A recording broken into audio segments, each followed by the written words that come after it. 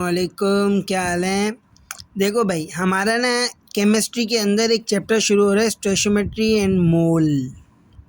बहुत ख़तरनाक चैप्टर है, पहले बता रहा हूँ, ठीक है। बस अच्छे से सीखना है। पहले ना एक बात समझो, एटम किसे कहते हैं। एटम कहते हैं बहुत छोटे छोटे पार्टिकल्स, बस इस बात को याद रखना। अब समझ लो मेरे पास ना ये शीशा है ना, सिर्फ समझाने के लिए एक गलत मिसाल दे रहा हूँ।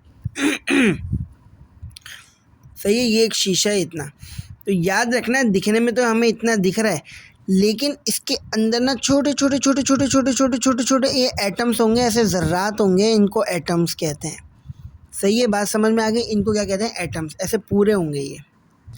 अच्छा, अब ये देखो, मैं तुम्हें एक चीज़ दिखाना चाह रहा हूँ। ये एक एटम, दो एटम, तीन एटम, चार एटम, ये हम गिन रहे ना ऐसे। पता नहीं कितने एटम होंगे, गिनना तो इम्पॉसिबल हो जाएगा। ठीक है, यहाँ तक बात समझ में आ गई? बहुत आला। अब आगे चलो। अब हम समझने लगे ये मोल का क्या कॉन्सेप्ट है। तो अब मेरी बात को ना पहले बहुत तवज्जो से सुनना। देखो, जैसे कि हमें पता है कि 1 किलोग्राम होता है। वज़न बताने का एक तरीका है 1 किलो। आप मुर्गी वाले के पास जाए तो, चिकन वाले के पास जाए तो कहते हो भाई 1 किलो चिकन देना। अच्छा, अब अगर मैं 1 किलो बोलूँ या 1000 ग्राम बोलूँ, बात तो सेम है ना? बात सेम है ना? अब अगर मैं मुर्गी वाले के पास जाके बोलूँ 1000 ग्राम मुर्गी दे दो, वो बोलेगा क्या 1000 ग्राम लगा के रखी हुई, तमीज़ से बोलो 1 किलो दे दो, है ना? क्योंकि एक सुनने में अच्छा लग रहा है, छोटा छोटा सा। इसी तरीके से अगर मैं केले लेने गया, मैं कहता हूँ भाई 1 डज़न केले दे दो, 1 डज़न।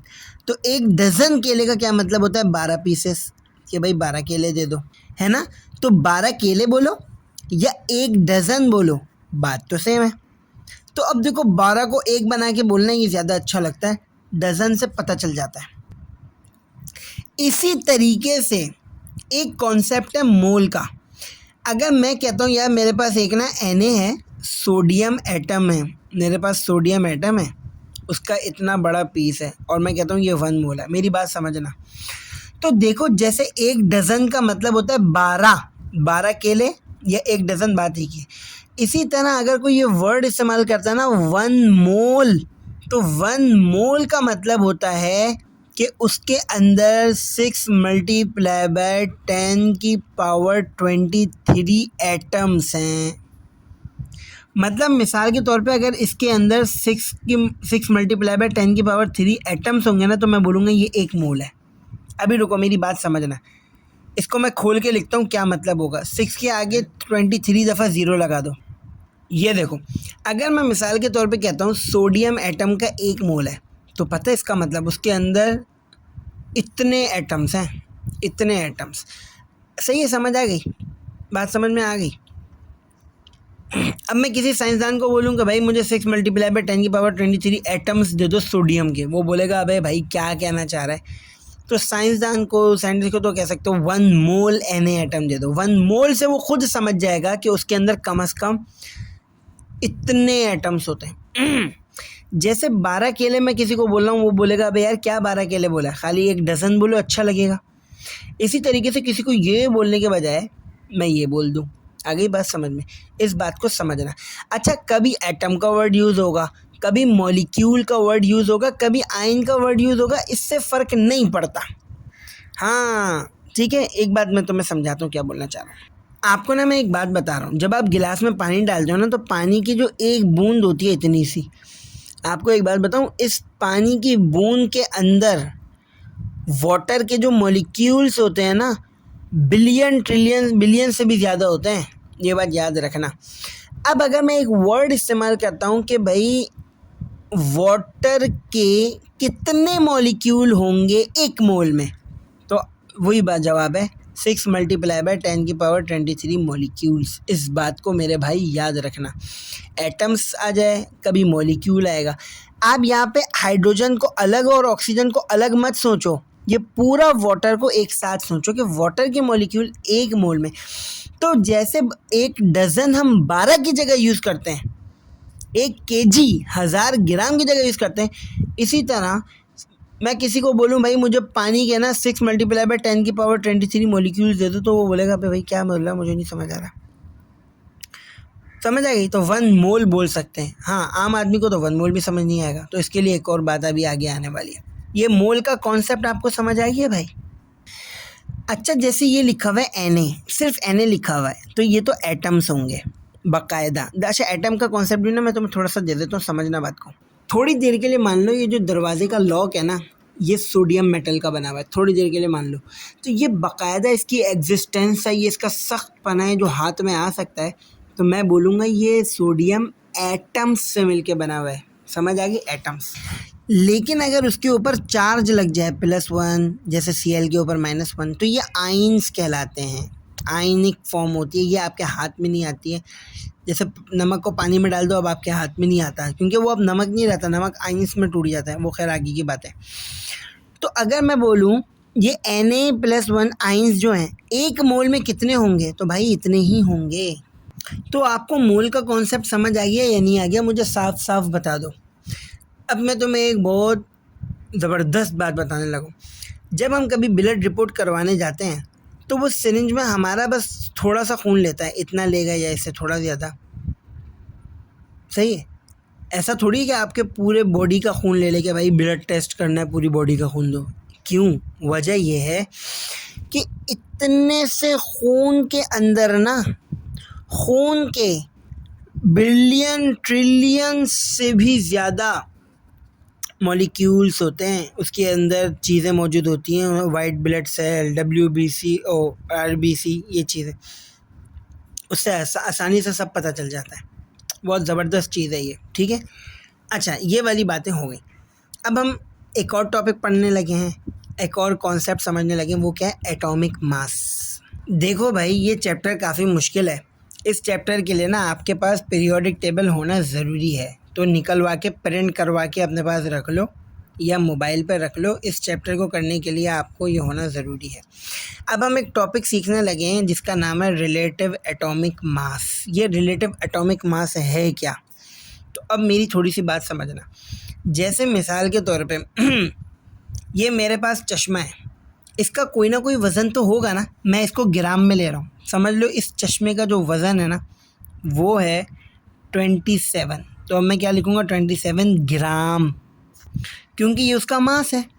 इसी तरह ये पीरियोडिक टेबल के स्क्रीनशॉट ले लो, और इस चैप्टर के लिए पीरियोडिक टेबल होना बहुत ज़रूरी है। हो सके तो इसका प्रिंट आउट भी करवा लो, है ना। जब आपको पेपर में कहा जाएगा रिलेटिव एटॉमिक मास निकालो, और आपको सवाल वहाँ पे एटॉमिक मास गिवन होंगे, पीरियोडिक टेबल गिवन होगा, ये याद रखना। तो Na का जो एटॉमिक मास होता है ना, वो 23 होता है, और साथ में ग्राम लगा हुआ है। भाई इसको आप याद कर लो, जो 6 मैंने लिखे हैं बस ये कर लो, इसके अलावा पीरियोडिक टेबल में देख लेना, सारे पीरियोडिक टेबल से हो जाएंगे। ये सब इसके क्या हैं? एटॉमिक मास हैं, एटॉमिक नंबर नहीं है, इस बात को याद रखना। अच्छा, अब ना अक्सर एक सवाल आता है, आपके पास लिखा हुआ है Na का एटॉमिक मास बताओ। तो पता है Na का एटॉमिक मास निकालने का तरीका क्या है? सुनो मेरी बात को सुनो। देखो Na का एटॉमिक मास कितना है? 23। तो यहाँ पे लिखोगे आप 23, जो तरीका मैं बता रहा हूँ वो सुनो। और यहाँ पे देखो Na की अमाउंट कितनी है? सिर्फ एक ही है ना, तो मल्टीप्लाई बाय 1 कर दो, और 23 को 1 से मल्टीप्लाई करो तो आंसर आएगा 23 ग्राम। ठीक है, आगे चलो। अगली चीज़ है NaCl। आपको ये दूसरा सवाल दिया है और कहते हैं कि भाई इसका ना एटॉमिक मास निकालो या रिलेटिव एटॉमिक मास निकालो। ज़रा तवज्जो से सुनना, करने का तरीका बता रहा हूँ भाई, ज़रा तवज्जो रखिएगा प्लीज़। Na का एटॉमिक मास कितना है? 23। और यहाँ पे देखो Na की अमाउंट कितनी है, सिर्फ Na को देखो, सिर्फ Na को, ओनली Na को देखो, एक है ना, एक, सिर्फ एक, तो 23 मल्टीप्लाई बाय 1 हो गया। ये काम हो गया Na के लिए। अब यहाँ बीच में प्लस लगाना नहीं भूलना, स्टूडेंट्स भूल जाते हैं और आंसर गलत हो जाता है। अब आओ क्लोरीन के ऊपर। क्लोरीन का जो एटॉमिक मास है ना मेरे भाई, क्लोरीन का जो एटॉमिक मास है वो है 35.5, और ये मल्टीप्लाई इसको मैं किससे करूँगा? अच्छा, क्लोरीन की अमाउंट कितनी है? एक है ना, सिर्फ एक, तो 1 से मल्टीप्लाई करूँगा, और आप इसको कैलकुलेटर के अंदर डालोगे तो आपके पास इसका जवाब आ जाएगा। क्या आ जाएगा? 58.5 आया। अब ये ग्राम, सही है, समझ आई। तो ये NaCl का जो रिलेटिव एटॉमिक मास है वो 58.5 ग्राम है। खाली Na का 23 है, NaCl की मैं बात कर रहा हूँ। जैसे मेरे चश्मे का जो वज़न है वो 27 है, आ गई बात समझ में। इसी तरह NaCl कोई चीज़ है, Na नहीं, NaCl कोई चीज़ है, इसका जो टोटल एटॉमिक मास बनेगा वो बनेगा 58.5 ग्राम। वज़न, ठीक है, बात समझ में आ गई। अब देखो ये एक सवाल है आपके पास, CO2 कार्बन डाइऑक्साइड, इसका ना रिलेटिव एटॉमिक मास निकालो। अच्छा, उससे पहले मेरी एक बात सुनो, जहाँ पर आपको ऐसे दिखता है ना O2 H2 इस तरह दिखता है, तो वहाँ पे अक्सर रिलेटिव एटॉमिक मास की जगह दूसरा वर्ड इस्तेमाल होता है, मॉलिक्यूलर मास। सही है, बात समझ में आ गई। ये देखो मैंने ना 3 नाम लिख दिए, relative molecular mass, relative atomic mass, relative formula mass. इनमें से कोई भी नाम अगर यूज़ हो जाए ना तो सबका तरीका सेम है, कोई फ़र्क नहीं पड़ता। रिलेटिव मॉलिक्यूलर मास बोले तब भी इसी तरह ही निकालना है। हाँ, थ्योरी में आपसे पूछ सकता है मॉलिक्यूलर मास कहाँ के लिए इस्तेमाल होगा, वो मैं भी बताता हूँ। फॉर्मूला मास कहाँ के लिए इस्तेमाल होगा वो मैं भी बताता हूँ। तरीका सबका सेम है। अब मैं ये लास्ट निकाल के दिखा रहा हूँ, उसके बाद बाकी के आपको निकाल के दिखाने। यह है कार्बन। कार्बन का जो एटॉमिक मास है वो है 12। और नीचे देखो कि कार्बन की अमाउंट कितनी है, एक है ना, खाली सिर्फ कार्बन को देखो ना यार, रो को क्यों देख रहे हो, खाली कार्बन देखो, सिर्फ एक अमाउंट है ना, तो इसको मैं कर दूंगा मल्टीप्लाई बाय 1। ठीक है, हो गया। फिर यहाँ पे अलग चीज़ शुरू हो गई ऑक्सीजन की, तो बीच में प्लस लगेगा, प्लस प्लस प्लस। ऑक्सीजन का जो एटॉमिक मास है वो है कितना, 16। सिर्फ ऑक्सीजन का, O2 का नहीं, ऑक्सीजन का जो एटॉमिक मास है वो है 16। अच्छा, और ऑक्सीजन की अमाउंट कितनी है यहाँ पर, 2, तो मल्टीप्लाई बाय 2 हो जाएगा। ठीक है, अब ये क्या होगा, 12 + 32, और इसका जवाब बनेगा 44। 44 पे नहीं रुकना है, ग्राम। भले वो मॉलिक्यूलर मास निकालने को बोले, भले वो एटॉमिक मास निकालने को बोले, बात एक ही है। मॉलिक्यूलर मास को MR से शो करते हैं, रिलेटिव एटॉमिक मास को AR से शो करते हैं, और फॉर्मूला मास को भी ME से या MR से शो करते हैं। ये बाकी अभी आपका क्लास वर्क है, होमवर्क नहीं है, तो अभी करके दो, वीडियो के दरमियान में अभी करो इसको अपने रजिस्टर में। और 4 का क्या है, कार्बन मोनोऑक्साइड, CO का निकाल के दिखाओ, CO2 का मैंने निकाल दिया, CO का निकाल के दिखाओ, NH3 का निकाल के दिखाओ। अच्छा, वाटर में एक हिंट दे रहा हूँ, आंसर है 18 ग्राम। तो निकाल के दिखाओ कैसे निकालना है, स्टेप क्या है। ठीक है, बात समझ में आ गई। तो रिवीजन करते हैं। एटम का मतलब तो छोटे छोटे ज़र्रात होते हैं, जैसे कि दाने हो गए ना। अब मैं किसी को बोलूँ यार मुझे चीनी के ना 6 × 10⁻23 एटम्स दे दो, वो तो पागल हो जाएगा, गिनते गिनते वो बोलेगा क्या बोलना चाह रहे हो। अगर मैं बोलूँ 1 मोल दे दो तो उसके लिए बहुत आसान है, लेकिन आम आदमी तो मोल भी नहीं समझता, ये तो केमिस्ट लोगों की ज़बान है। अब इसका भी एक हल है। अब मेरी बातों को बहुत तवज्जो से सुनना और एंड बातें चल रही हैं। अब देखो ये मॉलिक्यूलर मास का वर्ड कहाँ यूज़ होता है, जहाँ पे कार्बन और कोवेलेंट बॉन्ड बन रहे होते हैं। अब जिसको कोवेलेंट बॉन्ड नहीं पता वो मुझसे व्हाट्सएप पे पूछ ले, मुझसे रब्ता कर ले इस बारे में। ठीक है बाबा। अच्छा, और जो ऐसी जगहें होती हैं जहाँ पे आयोनिक बॉन्ड बनते हैं, जैसे कि NaCl वाले केस के अंदर ना कोवेलेंट बॉन्ड नहीं बनता, जैसे HCl हो गया, यहाँ पे कोवेलेंट बॉन्ड बनता है। तो यहाँ पे कभी मॉलिक्यूलर मास का वर्ड, कभी एटॉमिक मास का वर्ड, कुछ भी इस्तेमाल हो सकता है। लेकिन NaCl जो है ना, यहाँ पे आयोनिक बॉन्ड बनता है। ये हमारा दूसरा चैप्टर है जो अभी हमने नहीं पढ़ा, लेकिन जिसको पता है वो सही है, नहीं पता वो एक मरतबा पूछ ले, मैं उसको बेसिक आइडिया दे दूँगा इसका।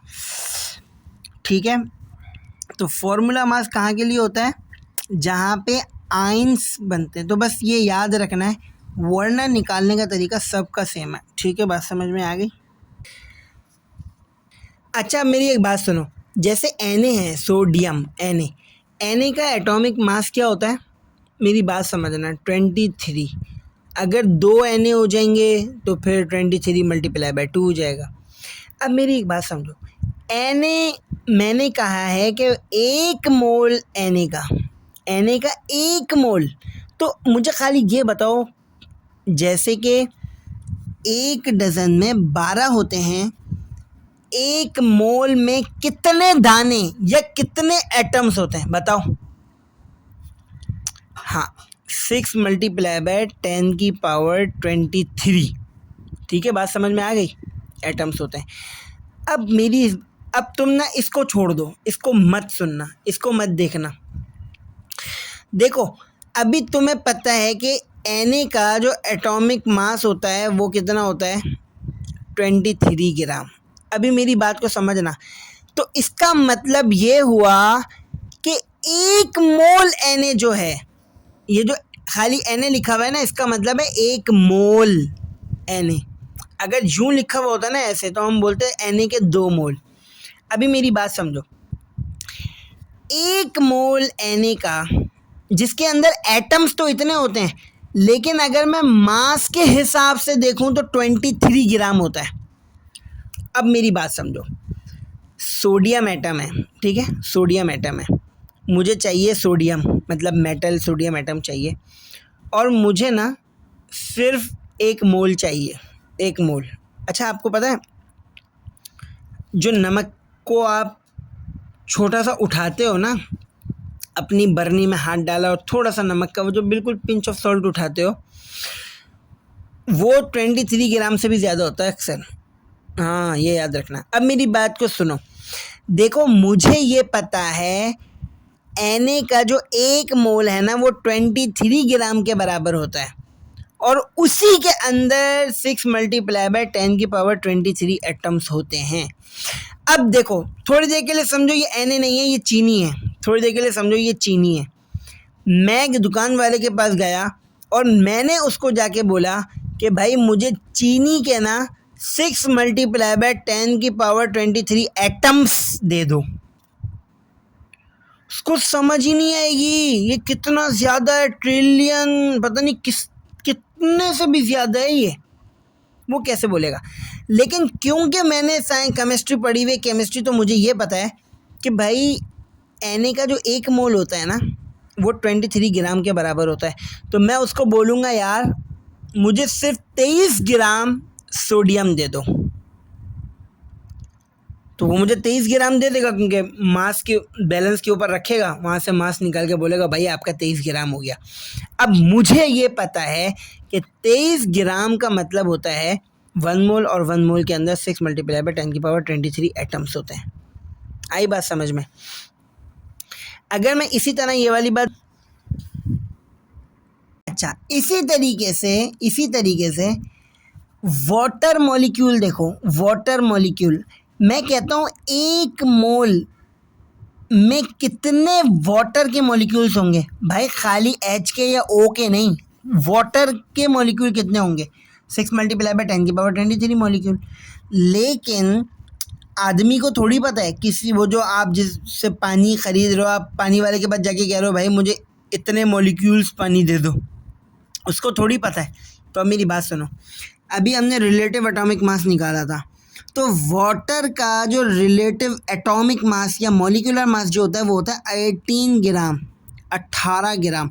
खाली H या O के हिसाब से मत सोचो, पूरे वाटर के हिसाब से सोचो। तो 1 मोल H2O मॉलिक्यूल इतने होते हैं, बट आम आदमी तो नहीं पता चलेगा, लेकिन मुझे पता है इसका एटॉमिक मास होता है 18 ग्राम। अब अगर मैं उसको ये बोलूँगा ना मुझे 18 ग्राम पानी दे दो, तो मुझे पता है कि 18 ग्राम पानी के अंदर इतने मॉलिक्यूल्स होंगे पानी के, और वही 1 मोल होता है। आइंस की फॉर्म में बोलो या जैसे भी बोलो, ये ग्राम का किस्सा समझ आया। अब मैं यहाँ पे ना तकरीबन बातें लिखकर जल्दी से छोटी वीडियो बना के ख़त्म करता हूँ बात को। फुल गर्मा गर्म चाय हो रही है, पियोगे?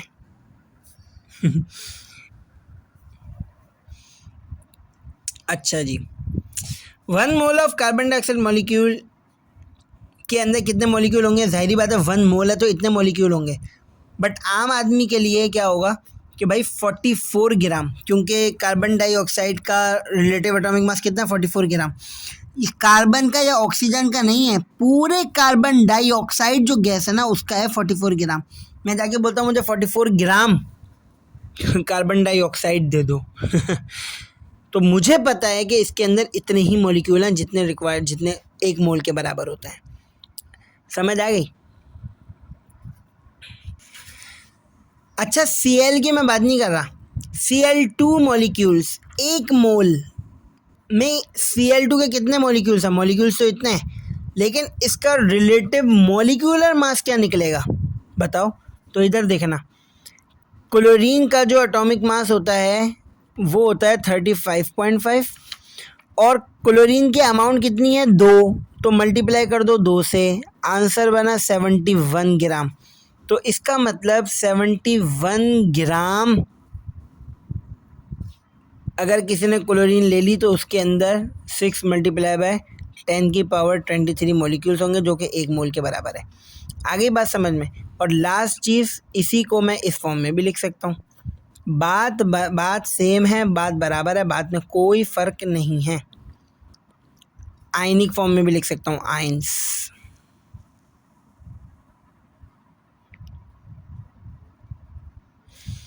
इसका मास कितना है इसको निकालने का तरीका मैंने सिखाया नहीं, इसलिए मैं अभी यहाँ पे नहीं लिख रहा। मतलब यहाँ पे आयंस लिखो, एटम लिखो, मॉलिक्यूल लिखो, बात सेम होती है, कोई फ़र्क नहीं होता है। और ये होमवर्क अभी पूरा करके दो, क्लास वर्क।